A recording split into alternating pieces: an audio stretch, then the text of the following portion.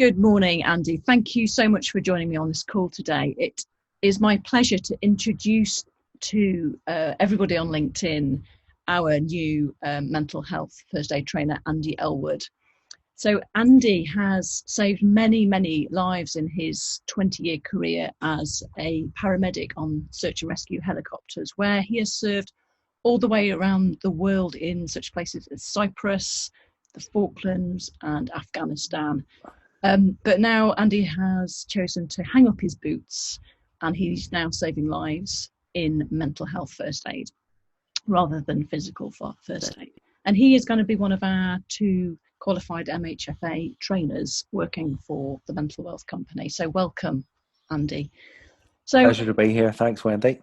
Yeah, so Andy, thank you. So mental health is in the news quite a lot at the moment. So just how big a problem is well-being and mental health just now?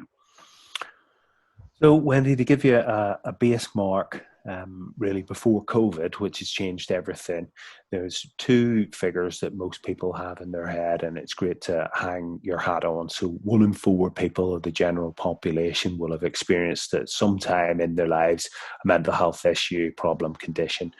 1 in 6 of us in employment will have experienced or will experience mental health issues, illness, conditions. COVID has really changed that. And if I had to pull together all the conversations I've had throughout lockdown and coming out of lockdown and returning to work, it's that the situation that COVID and the lockdown has brought have really intensified or magnified people's already existing stresses that were in their containers, issues, conditions, disabilities that they've had going on in the background. So it's extra stresses and strains. So everything has been magnified. So funny, one story that was in the news this morning was the massive increase in domestic abuse calls that the police have been receiving throughout lockdown. That's one example.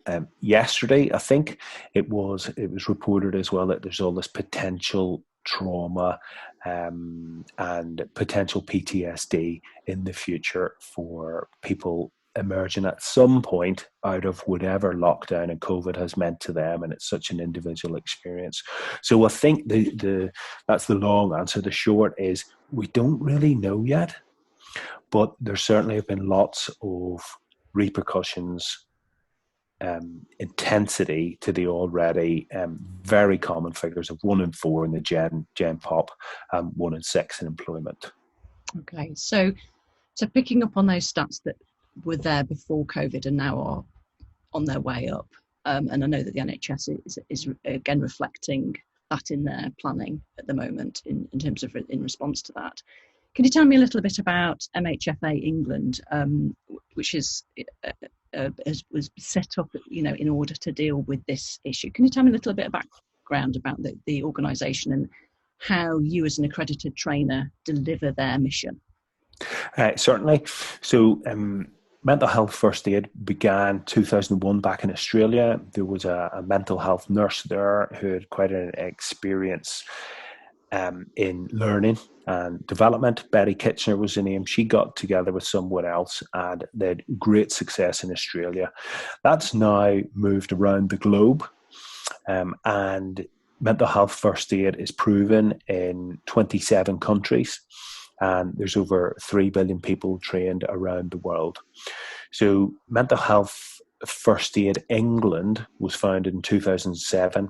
It then changed its status to a community interest company in 2009, and that's where it's really, really grown. So the money that they make is reinvested and training is delivered to people who wouldn't otherwise be able to afford it is one of the great pieces of work that they do.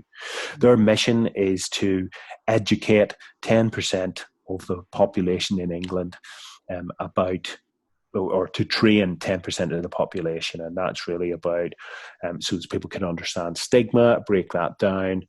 And the key part of their mission is giving people the qualification in mental health first aid which is what the 2-day face-to-face course does, or the online mental health first aid course does. Mm-hmm. So there's a half-day awareness, a 1-day and a 2-day training course, and just now getting people who have the skills and the competency to deal with people with mental health issues and help those people get the support they need. It is, I guess, a real crucial part of that, and what we're talking about really about delivering over the next month or so within the Mental Wealth Company. But it's also obviously important to get those cultural issues within organisation talked about and in the open as well, which is, I guess, where the awareness comes in. So if I was to send somebody on a course like this, I guess there's a lot of skills in there that sound to me like a really great, not just for dealing with wellbeing and mental health issues, but generally great skills for people who are, say, in a customer facing role, or in maybe a team leader role, where you're dealing with people and the stuff and the emotions that come along with working with people. So can you tell me a little bit about those kind of skills that they can expect to walk away with? Absolutely. So the key skill is non-judgmental listening. If we can all listen more, and listen especially non-judgmentally, that's a key part of the course. So we all have an individual view of the world, window on the world, our individual experience, and we need to set that aside when we're someone's in front of us as a mental health first aider and we're listening, and try and put ourselves in their shoes. So it's all about creating connection with another human, and we do that through empathy.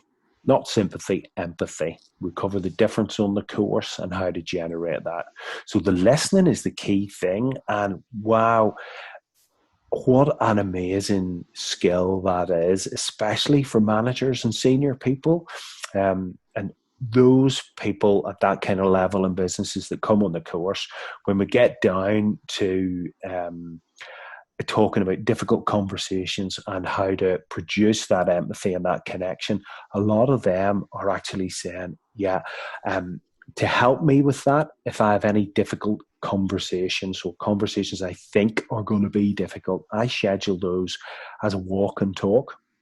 So this shoulder to shoulder, being in the same situation as someone that you're with, looking at a problem together, rather than being maybe in a meeting room face to face. It's a little bit more confrontational. So we can look at an issue together. We can look at a solution together, and be there, see a problem from another person's point of view. So that'd be one of the key skills, but just getting some knowledge as well. So around the use of language within the organization, that we can change that culture. So that's when the half-day awareness course really backs up the main mental health first aider course. So there's other people in the organization, even though they haven't got the key qualification, they can understand what mental health first aiders are doing. They can understand the influence that language can have in the coffee rooms, in the canteen, out on the job, as well as corporate communications in email, blogs, etc., etc. So and it's quite like, I know you have a background in human factors like myself as well. It's quite like when that change came in, the culture, the landscape of organizations changing, and really having a no blame culture, or that took a while to sink in, but the change has been massive. People are opening up and actually saying, well, I had a near miss here. I want everyone else to know about this.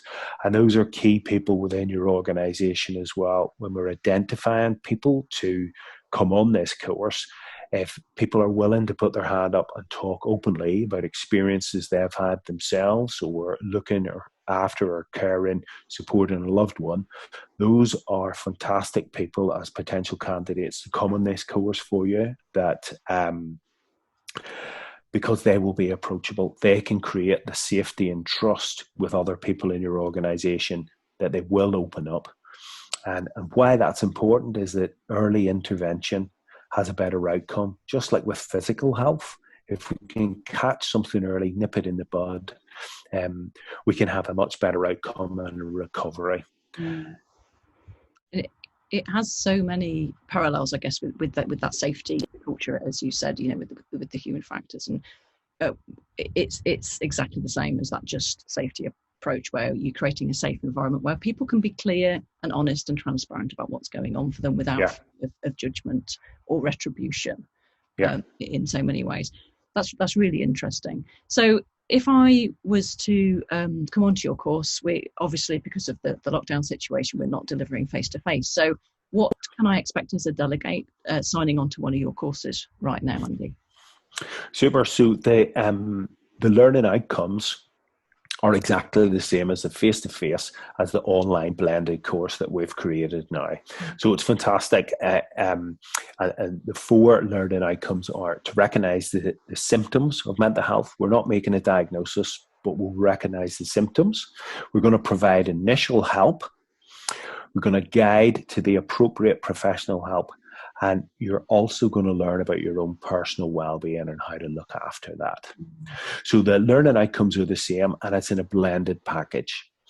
So you'll get a login, and you'll create a username and a password for a secure online learning hub, where the course is really broken down into, I suppose, 2 halves. So there's self-learning, which is 7 hours, and then 8 hours live sessions.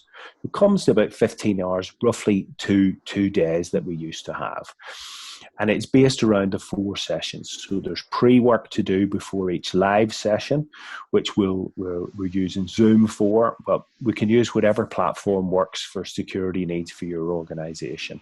So pre-work live session, and there we have discussions, case studies.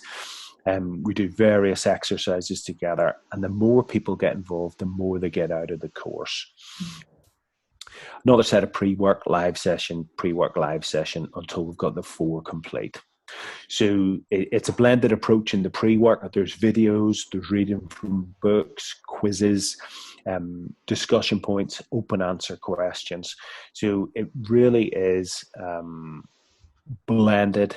We're looking after learner safety, because we do talk about potentially sensitive subjects in their cover. People may need support in this depending on what their personal experience is.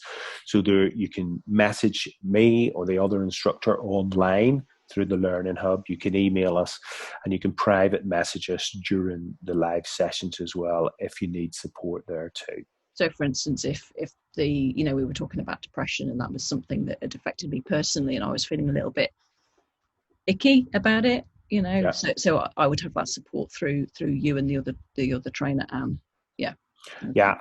Absolutely. So often what works really well is just when there's an invitation to go to a breakout room, you can just hang back, not click the join, have a quick chat, check in, and then move to your breakout room. We can pop that learner in a separate breakout room, and one of us can go and support them if they need that. And that's quite common. And using our skills, almost always people rejoin the session. But if not, we'll set up an alternative time for the person to rejoin and complete the course. Yeah. Okay, thanks for that. It's really good to know that we've got a bit of safeguarding around this, because it can trigger some people, especially if they've had some personal experiences, as we both have. So it's really that's in place. Absolutely. And we spend a fair chunk of time on the first session really creating the safety and trust within the group. Everyone indicates clearly they're happy to sign up to the group agreement, and we refer people back to that in each session of the course, so they can opt out of any activity they're not happy with. They know how to reach out for support, and that everything that's shared in these sessions is confidential. And what that does, it allows people to open up about what's going on for them. It creates close bonds between people on the course, and people get more of an understanding through someone else's lived experience, which will be different to their own, in addition to the case studies which we look at and pull apart during the course. So the more that people contribute and the more safe they feel that it's a confidential space, the better and the more value there is in the course. Got it. Okay. Thank you so much for that, Andy. So what I want to do really to those out those people out there. I know that there's going to be a whole host of more questions, because obviously putting in place mental health first aid isn't just about getting somebody trained. You know, it requires the organisation to have a think about how that fits into their organisational, their policies, their processes, and the other support needs that, you know, those people will need as well. So I'd like to invite anybody on this who's watching this video to join me and Andy for a lunch and learn session next Wednesday, the 26th of August at 12 o'clock. You can join that by using the link that I've put below in this post. It'd be really great if you could just give me an idea about what kind of questions are coming up for you guys. Yeah. Because I don't know about you, but, you know, some of the organisations I'm working with are like, hello, you know, how do I even do this? This is brand new. You know, it's a bit like that whole kind of safety thing, you know, that came up 20 years ago for us. You know, this is a whole new language, which is why I'm really, really pleased that Andy's agreed to give us some of his precious time to just explain how we can go about doing this within our organisation. And really, what is stopping you? Is it understanding what the return on investment looks like? Is it about releasing your staff? Is it because you just don't know how it's going to fit in to how you do things? So myself and Andy will both be on the line to answer all your questions. So I'd be really pleased if you could join us next week. So that'd be great to have you along. Please come with those questions. So there's never been a time where this has been more needed. Because of what we've been through recently with COVID and lockdown. But there's never been a better time to get it started within your organisation. Because we've moved online, it's reduced the costs, Wendy.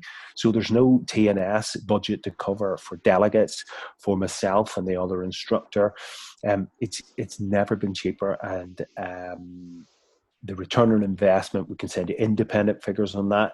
We can give you help selecting the people to be great mental health first aiders within your organisation. All sorts of things we can help you with.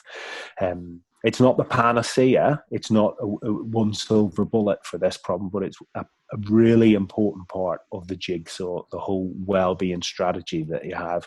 I know that's a wider piece of work for you, Wendy. So, we've got plenty of suggestions, answers, offers to help you make this work within your organisation. Thank you so much, Andy. That's great advice. So I'm looking forward to talking to you again next Wednesday, and I really hope that some of you guys out there will, and ladies obviously as well, can join us for that discussion. Okay, look forward to seeing you then. Bye. Thanks, Andy. Cheers. Bye.